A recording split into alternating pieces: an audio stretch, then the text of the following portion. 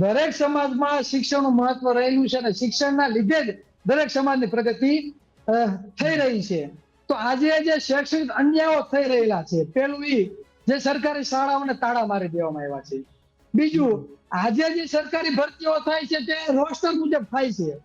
હવે આરક્ષણ બાબતે સમાજને નોલેજ નથી, તો આ રોસ્ટર પદ્ધતિઓ ગાલી અને સમાજને જે અન્યાય થાય ને ત્યાં પછાત સમાજને ખબર નથી. તાજેતરમાં જે ભરતી થઈ છે, હમણાં જે વિદ્યા સહાયકની ભરતી આવી, 135 શિક્ષકો લેવામાં આવ્યા, બરાબર. તો એમાં જે દેખીતો અન્યાય છે, દેખીતો અન્યાય એટલે કે 135 જે સીટો છે એમાં 27% લેખે આ ઓબીસી સમાજને 36 સીટો ભાગમાં આવી જોઈએ. કેટલી? 36 સીટો. પણ આપવામાં કેટલી આવી? માત્ર 6 સીટો. જ્યારે ઓપન કેટેગરીને 50%ના દરે જે ભરતી થાય છે તે થાય જ છે, બરાબર. જે 68 સીટો ફાળવવામાં આવી ઓપન કેટેગરી તે બરોબર છે. જ્યારે 10% ઈડબ્લ્યુએસ વાળાને તેને માત્ર ભાગમાં 13 સીટો આવે છે. ભરતી કેટલી કરી? 38 સીટોની ભરતી. એટલે હું તો એમ કહું, આ સત્તા પક્ષમાં બેઠેલા લોકો માત્ર આઈ ભરવા, રબારી, માલધારી, હુઈ, હુતાર આ સમાજના લોકોને ખાલી મદદ જોઈએ છે. ભાઈ, આ દેખીતો અન્યાય છે. તમે ઓપન કેટેગરી વાળાને પૂરેપૂરી ભરતી કરો છો, ઈડબ્લ્યુએસ વાળાને 10% લેખે માત્ર 13 સીટો આવે, તમે 38 સીટો ફાળવી દીધી. કેમ ભાઈ?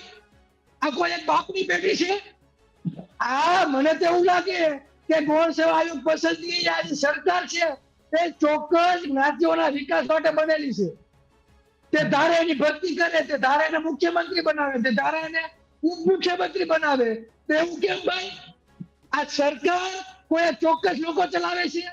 આ બંધારણ એવું કહે કે દરેક સમાજને સરખી ભાગીદારી મળવી જોઈએ. તો જેની 10% વસ્તી છે એને તમે 38 સીટો આપી દો છો. આ કેનો ન્યાય?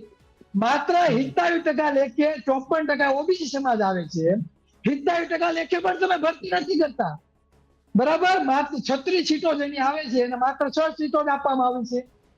આ સમાજને ખરેખર જે મૂળભૂત સમસ્યાઓ છે તેના બાબતે કોઈ અવાજ ઉઠાવતું નથી. સમજાય છે ધાર્મિકભાઈ? બંધારણ એવું કહે છે કે દરેક સમાજને સરખો દરજ્જો મળવો જોઈએ. તો જે આ મૂળભૂત સમસ્યાઓ છે, આ તો મેં તમને આજે તાજેતરમાં વિદ્યા સહાયકની ભરતી આપી, તમને એક જ મુદ્દાની તમને વાત કરી. આવી તો ઘણી બધી ભરતીઓ થઈ ગઈ. તમે ગૌણ સેવા આયોગ પસંદગીમાં જે જીપીએસસીમાં ઇન્ટરવ્યુ લેવામાં આવે છે, મૌખિક ઇન્ટરવ્યુ, જે પારદર્શી નથી. ખરેખર જયારે ભૂપેન્દ્રભાઈ પટેલ મુખ્યમંત્રી બન્યા ત્યારે હસમુખભાઈ પટેલે માત્ર એલઆરડીના સચિવ હતા. આજે આખું ગૌણ સેવા આયોગ સંભાળે છે, સમજો.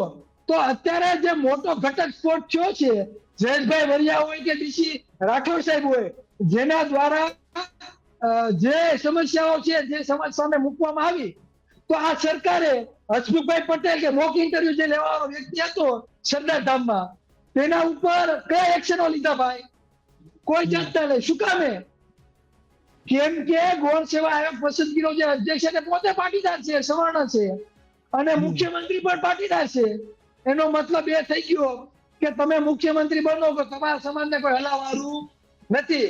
ધાર્મિકભાઈ, આપણે કોઈ ચોક્કસ જ્ઞાતિનો વિરોધ નથી, પણ જે ઓબીસી સમાજમાં આવે છે, જે ખરેખર સામાજિક અને શૈક્ષણિક પછાત છે, તે વ્યક્તિઓને વધુમાં વધુ પછાત બનાવવાનું જે આ કાવતરું ચાલી રહ્યું છે તેના વિશે એની લડત છે.